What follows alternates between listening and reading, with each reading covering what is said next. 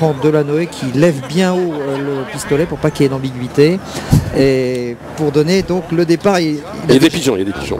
Il va peut-être attraper un pigeon au vol, là, j'espère pas quand même. Attention, bouchez les oreilles, c'est parti pour le marathon de Paris version 2009. Je pense qu'on va se régaler, on aura l'occasion tout à l'heure avec Laurent Jalabert de parler de la tête de course, de parler de ceux qui vont évidemment s'envoler vers les chronos. On parlera également de Christelle Donnet, dont on attend peut-être aujourd'hui un record de France. Elle est en super forme, Christelle, et elle a fait de ce rendez-vous marathon de Paris un rendez-vous majeur de sa saison. Donc on aura l'occasion d'être avec Christelle, on aura l'occasion d'être avec la tête de course, on aura l'occasion de peut-être vous parler, je l'espère, de Dieudonné Dizi, ce Rwandais qui va participer à son premier marathon, qui rêve d'être français, qui rêve de courir pour la France à Berlin et qui doit pour cela déjà prouver sa valeur sur le tartan aujourd'hui, sur le bitume plus exactement. Pas le tartan, ça aurait été bien. Ouais. J'aimerais beaucoup. Ouais. Non, ça c'était mon rêve. On pourrait en mettre des fois pour gommer les pavés un petit peu.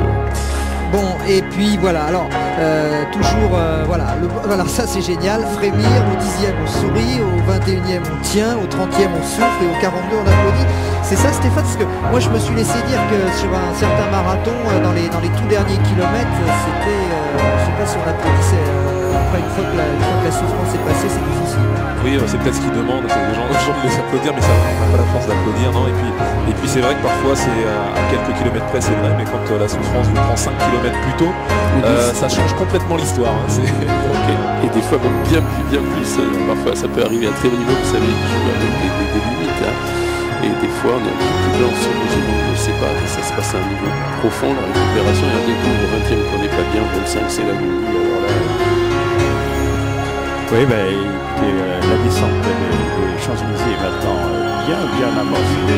Nous sommes sur, disons, l'une des avenues plus célèbres du monde, avec ses cinémas, ses cafés, ses boutiques de luxe. C'est un statut qui a valu de faire l'objet de travaux d'embellissement qui ont contribué à faire de cette avenue l'un des symboles les plus représentatifs de Paris. L'avenue des Champs-Élysées, qui est devenue la propriété de la ville de Paris qu'en 1828. On a construit alors des trottoirs, des fontaines, et elle était à cette époque éclairée au gaz. Ça devait être sympa. Il y a encore plus dur, mais c'est ailleurs. Hein, mais c'est cher. Patrick, c'est l'ascension du Mont Camus. Absolument, c'est là, vous le voyez très loin, mais quand vous arrivez...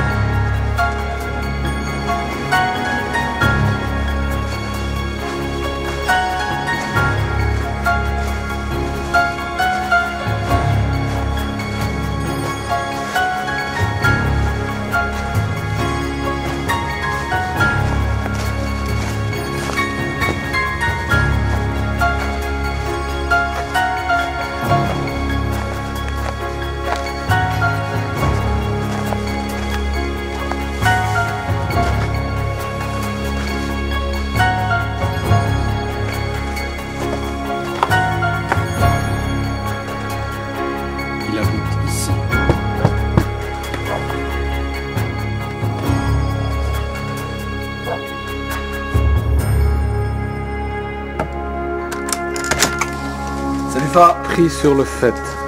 Bonjour monsieur. Ça va? L'entraînement, venez, rentrez.